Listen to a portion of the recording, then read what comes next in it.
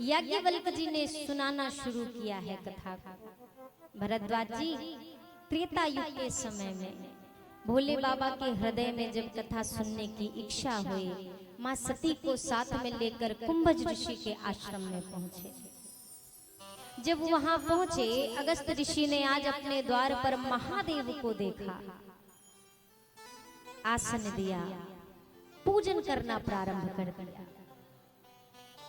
भगवान भोलेनाथ ने जब संत के इस स्वभाव को देखा, बड़े प्रसन्न हुए। मन ही मन विचार कर रहे हैं कि कितने कोमल हृदय संत हैं, लेश मात्र भी इनके अंदर अभिमान नहीं है। नियम कहता है मैं इनकी पूजा करूं क्योंकि आज मैं एक श्रोता बनकर इनके पास आया हूं, ये वक्ता हूं। और फिर भी आज इनकी सरलता तो देखो, एक वक्ता होने के बाद भी आज श्रोता के रूप में हम आए और ये हमारी पूजा कर रहे हैं। बात सिर्फ नजरिए की होती है, भाव की होती है। हमारा नजरिया जिसके प्रति जैसा होगा, हम उसे उसी भाव से, उसी दृष्टिकोण से देखें। पूजन दोनों का हो रहा है, मैया सती का भी और भगवान शंभु का भी। जब भगवान शंभु का पूजन हो रहा है तो भोले बाबा के हृदय के भाव ये है कि ये ऋषि की सरलता है। और जब मैया सती का पूजन प्रारंभ हुआ, मैया सती के मन में अब दूसरा भाव उत्पन्न हुआ। क्या? कि ऋषिवर को इस बात का शायद ज्ञान ही नहीं है कि वक्ता श्रोता की पूजा करे कि श्रोता वक्ता की पूजा करे। यानी कि इनका ज्ञान हमसे छोटा है, हमसे कम है। और जिनका ज्ञान ही हमसे कम है वो क्या पूरी कथा सुना पाएंगे? अब यदि पहले से ही मैया ने तय कर लिया कि इनको कुछ नहीं आता, ये क्या कह पाएंगे, क्या कथा सुना पाएंगे? खैर, अब साथ आई हो तो जाना भी साथ ही होगा, नियम है। अब कैसे ऐसे अकेली चली जाऊं? ठीक है, बैठ जाती है।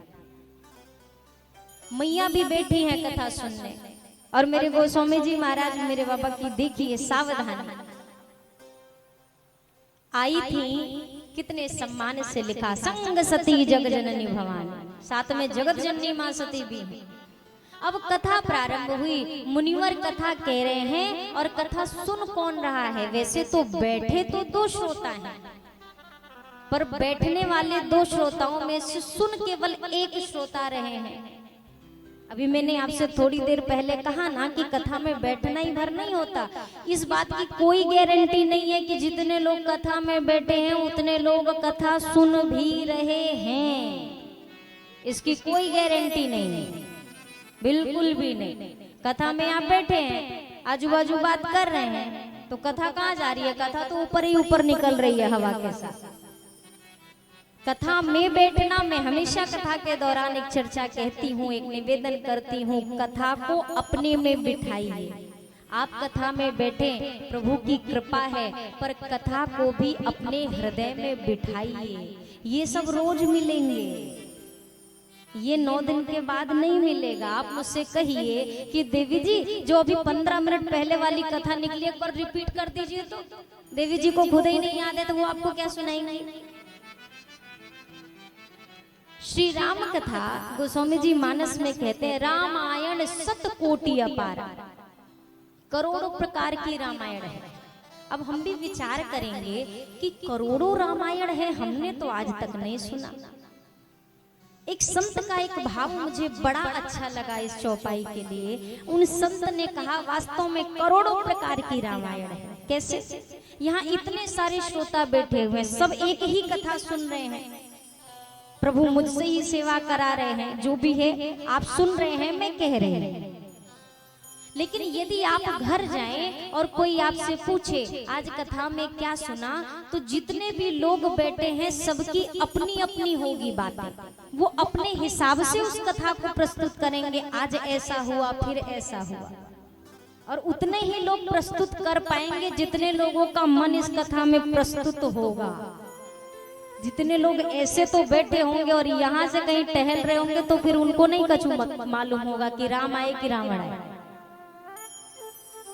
जितने भी लोग होंगे वो अपनी तरह से इस कथा को प्रस्तुत करेंगे, ठीक इसी प्रकार श्री राम कथा में भी जितने पात्र हुए, विभीषण जी से यदि कोई पूछे राम जी के विषय में तो उनके हृदय की रामायण अलग है, मेरे श्री हनुमान जी महाराज के हृदय की रामायण अलग है।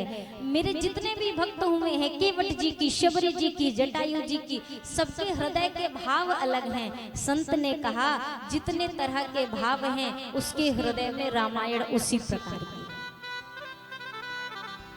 चर्चा प्रारंभ। भोले बाबा कथा सुन रहे पर मेरी मैया कथा नहीं सुन रहे। मैया ने पहले ही ठान लिया है कि जिनको पता ही नहीं क्या सुनना, उसमें सुनने जैसा कुछ है ही नहीं। जैसे हम भी किसी की बात को गौर करके तब सुनते हैं जब हमें ऐसा लगता है, पहले से हम जान लेते हैं, पहले ही विचार कर लेते हैं। और यदि हम पहले से सोच लिया कि हाँ ये काम की बात कहेंगे तो वो फालतू बात भी होगी तो भी हम गौर से सुनेंगे। और यदि घर में ज्यादा दूर क्यों जाते हैं, हमारे घर में माँ बाप काम की बात ही हमसे कहते हैं। माँ बाप तो कोई फिजूल की बात नहीं कहेंगे कि भैया ऐसा करो वैसा, लेकिन माँ बाप की बात को गौर करना थोड़ा हमें कम ही पसंद आता है, थोड़ा सा कम।